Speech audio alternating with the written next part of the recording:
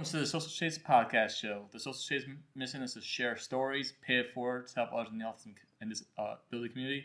I'm Jordan, and my co-hosts today are Chase and Marco. Hey, everyone.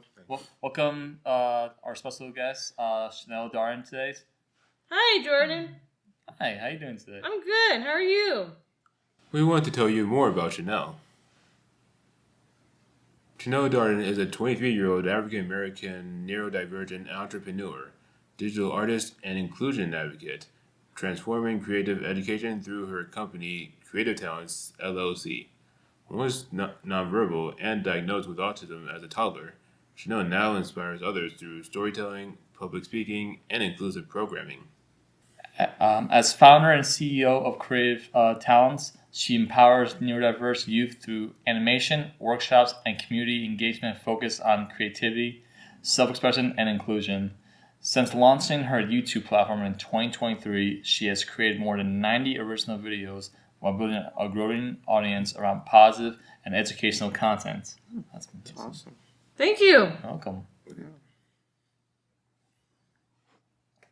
So Chanel has partnered with organizations across Connecticut, including ACES, Especially Everyone, Spectrum Designs, and I Am Sensei West, the Master Dojo, where she co-leads adaptive virtual karate programs for individuals with autism and disabilities. She has also led inclusive workshops, performed live karate demonstrations, and serves on the Youth Advisory Board. Welcome, Chanel Darden. So, what was the inspiration for Creative Talentz? Creative Talentz was inspired by my life journey as a child. So I started off with writing stories at first, right? So I used to read to the class and about my story called Little Max before, which is about two siblings. They go on adventures. And then that all changed when I did make videos in middle school. Like, I used to do toy skits, right? And then I posted on YouTube. And then after that, in high school, I started making Gotcha Life. And I had an old channel where I got like hundreds of views. And then in 2023, I was like, why don't I just make a business in a YouTube series called Creative Talentz so that I can help others with disabilities and the other abilities find their talents and do what they love to do. Nice. That's fascinating. Yeah. So Chanel, how's art and storytelling motivate you to create content? Art and storytelling has motivated me since I was in 3rd grade. So, like, it has motivated me because it makes me feel happy. And I think it's very fun because art and storytelling helps me communicate with people. That's fascinating. Amazing. So, what advice would you give someone interested in digital storytelling? I would tell them that their voice matters, their ideas matter. They have power to lead change, not just for themselves, but for other people. And I would also tell them, keep on going, don't ever stop, believe and achieve, and don't give up, and always go after your dream goals and your talents in storytelling and other activities that they enjoy doing. That was wonderful advice. Wonderful. Thank you so much. You're welcome. So, Chanel, can you tell us a little bit more about the characters, the work that you do, and where we can find more information? Okay, so the characters I have set up are Creative Talentz kids. We have Harmony Violet. She loves to sing, and she's very carefree, kind, and very helpful. And then we have Nova Silver, who is a painter. She loves to paint pictures. She's very chill, relaxed, and she's very funny, too. That's awesome. And then we have Sky Winters, who loves to write stories. She's like one of the smartest in the group, and she has an older brother named Aaron. Yeah. And then we have Ziggy, who loves to dance. He gets very excited, energetic, and his special trick is he can do backflips. Wow. That's Yeah, amazing solid talent. cast of characters right Great there. cast. That's really cool. And then we have Milo Springs, who's very shy, timid, but loves to draw. Okay. Yeah, he loves to draw pictures and everything comes to life. Yeah. And then we have the Trio Bros, which is Dylan. He loves playing guitar, very carefree. He loves watching anime and being with his best friends. He is a comic writer, and his goal is to be a comic illustrator. Oh, wow. And then we have Okay. Pedro, who is fun, entertaining. He loves saying bro, calling everyone bro. He's like fun and Yeah. full of energy. I can relate to him. And then lastly, we have Tyshawn. Tyshawn's very smart, intelligent, loves reading, academics, and he's very funny too. Amazing. So, I mean, these all sound like really cool characters, and I love that you gave them all different personalities Yeah. and traits. So, where can we find more information about them? Like, do you have some kind of website, social media? We have a website at www.creativetalentz.com, and we also have a YouTube channel, Creative Talentz with the Z, and Creative Talentz Kids, and they both end with a Z at the end. With a Z, okay. Z. Yeah. Okay. And then we're also on TikTok, Instagram, and Facebook. Okay, so a lot of different avenues where people can find you. Yeah. Perfect. And Chanel, I think I see you have your like logo on your hoodie that you're wearing, right? Yeah. Awesome, yeah. Thank you. You're welcome. Well, they actually do sound like social chasers. And speaking of social chasers, Jordan, so can you tell us a little bit, have an amazing group of people here, everybody's very creative, but can you tell us a little bit about your books? Certainly. So I'm writing a series called Look Down Upon. That's the main title. It's an action adventure, suspense, contemporary fiction trilogy series I'm working on. Right now I have 2 books out right now. Yeah. That follow the journey of a young person on the autism spectrum doing a lot of adversities and challenges. I started writing the story when I was 19 years old, and the main character is loosely based off of me, and some of the other like supporting characters are based off people in my life. And I wrote this with the goal of spreading awareness about autism, and also to make people on the autism spectrum feel like they can relate to someone out there, because growing up I didn't see a lot representation as a kid. But as I started getting older, I became like a teenager. I started seeing, it's starting to become more, autism is starting to become more accepted and well known, and now they're making like children's books cater to them, and I thought that's amazing. Absolutely. But the thing is, you don't really necessarily grow out of autism like you have for life. So I wanted to put something out there, for like the teenagers, young adults in my age group, something that they can relate to. Yeah, amazing. That's awesome. Thank you. Yeah.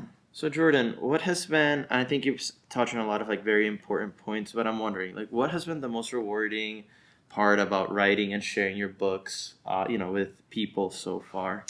Yeah, it's funny. When I started writing and I published my books, I didn't have any like illusions that I was going to become like an overnight success like Stephen King or something like that, right? But my main goal, I wanted to leave behind like, a legacy to prove that I was here. So it's not necessarily about the money or fame or anything, but I wanted, as I mentioned, I wanted to put something out there for the autism community. Yeah. And I've always had like that like chip on my shoulder.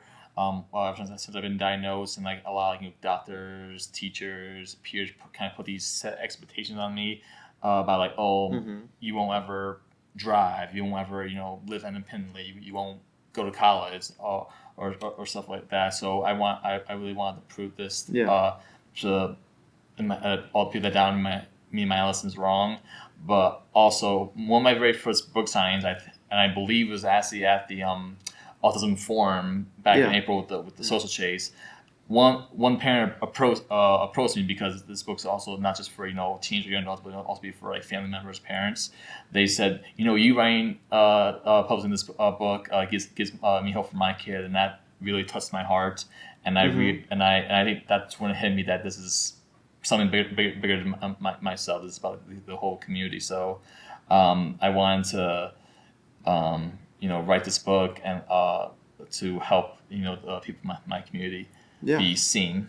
Yeah, absolutely, man. And just worth mentioning is the fact that you have accomplished a lot of these milestones that you said people told you would never do. You drive, you've graduated from college, and these are things amongst many other milestones worth mentioning that people can do it, and so you should never let people set expectations of you what you can and cannot do. Thank you. Yeah. Thanks. I appreciate it. Oh, I have a question about your books. Oh. So for your books, right? So they each have 20 chapters, right? I believe the first one has 24 chapters, and I think the second book has 27 chapters, and I'm currently working on the third and final book of the Looked Down Upon series. Also, I want to mention the first book is called Looked Down Upon the Exiled Kin, and the second book is called Looked Down Upon the Master Weakness. So like they don't have like the numbers in it, so it's kind of like Harry Potter. You kind of just have to know the order as you read them. Yeah. Yeah. Great. How do you hope your books might help non-autistic readers? So one of my favorite quotes that I've learned over the years is that if you've met one person with autism, you've met one person with autism. We're all different. We're not a monolith.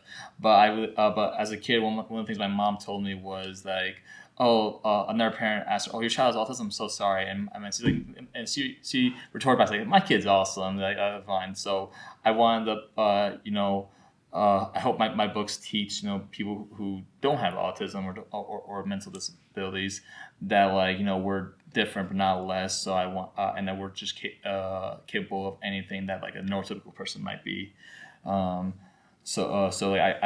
book kind of challenges the preconceived notions people might have about people on the spectrum, and triage as you wish to be treated. I agree. Thank you. What advice would you give to other young writers, especially those on the spectrum who want to share their stories? Good question. It took me about 4 years to publish my first book because I didn't know if I wanted to go to a publishing house or self-publishing or self-publish. I ultimately self-published because I wanted the control and freedom. I had to do a lot of research and I had to save a lot of money to do that because I had to hire my own editor, my own cover designer, my own proofreaders. I recommend is use your sources. Use YouTube, use Google to figure out what you want to do because it's not one size fits all. I had my parents and my friend Marco actually be like beta readers, which means they read my manuscript before I published it to look for any grammar errors or any suggestions for like how I can improve the plot or any plot holes. So I recommend using your sources, your friends to publish. And once I published my first book, it only took me a year and a half to publish my second book. So if you want to if you want less stress on you, do try traditional publishing. But if you want creative freedom with which I preferred, do self-publishing. So that's my recommendations. There's a lot of resources out there. Thank you. So speaking of books, I know Chase, you've also recently published a book. Can you tell us a little bit more about your books? Yeah. Yeah. Well, okay, let me think. Well, my books are a children's book series, and they're called The Letter Critters, and they teach kids the alphabet from A to Z. And they are cute little animals, and they all have letters on their bodies. And they each have their own special talent or personality. Awesome. What got you into this creation? Well, a lot of childhood stuff from my childhood, like computer games and lots of alphabet-related videos and Sesame Street and Leapfrog and other brands like that. Oh. Yeah. I grew up with those as a kid too because I remember I used to watch Sesame Street and do Leapfrog all the time as a kid. And those are really great childhood memories. Yeah, I know. Yeah, so that's really fascinating, Chase. When did you start this hobby? Somewhere back in after my 70th birthday in 2016. 2016, wow. So you've been working on this for 10 years now. Yeah. Right? Yeah. Awesome. Great. So Chase, question. I know your books are children books, but have you ever tried writing a novel? Well, not really. I just other fan fiction stuff, based on cartoons and stuff. Gotcha. Nice. Yeah. Do you ever think you'd want to do that? I don't know. I might consider it. Okay. What's fair. What? Tell us about your characters. Okay, well, they're like cute little animals like bears and squirrels, and they all have like consistent designs, and they help make words with their letters, and they live in the town, and they also, I think, oh yeah, they also have lowercase letters on their backs for identifying uppercase and lowercase. Oh, look. Oh. Yeah. What inspired you to create the letter critters? Well, I was inspired by software and just cartoons that are based on the alphabet, like and mostly software like Reader Rabbit. Yeah. Very cool. All right. So this is great. Like now, I wanted to ask you guys. Like I know Chanel already said a little bit of her information, but could you tell us more about where we can find your books? You know, materials regarding that. Any social media, online resources, websites. Of course. I have an Instagram page, j.low_pez. I also have a Facebook page, and I do have a website, jordanalopez.com, and I do have a link to purchase my books either through Amazon or through my publisher, Income Sparks. Amazing. And what about you, Chase? Yeah, I do have Instagram called Letterkers Official, and there's also my Facebook page, also called Letterkers or Chase Taylor. And also I have 2 YouTube channels, one for my Chase's Creations and one for my Letter Critters official content. Amazing. Well, thank you so much, guys. As you can see, we have a very creative team. We are the Social Chasers. This is a space that is meant to bring awareness to neurodivergent individuals, but it's also inclusive of allies such as myself. So we encourage you to join. Thank you for tuning into this episode. If you'd like to find more information, please visit the socialchase.org. And I'd like to thank you, my co-hosts Chase and Jordan, and our guest Chanel here. Thank you so much, and we hope to see you at the next one. Bye, everybody. Bye. Bye, guys.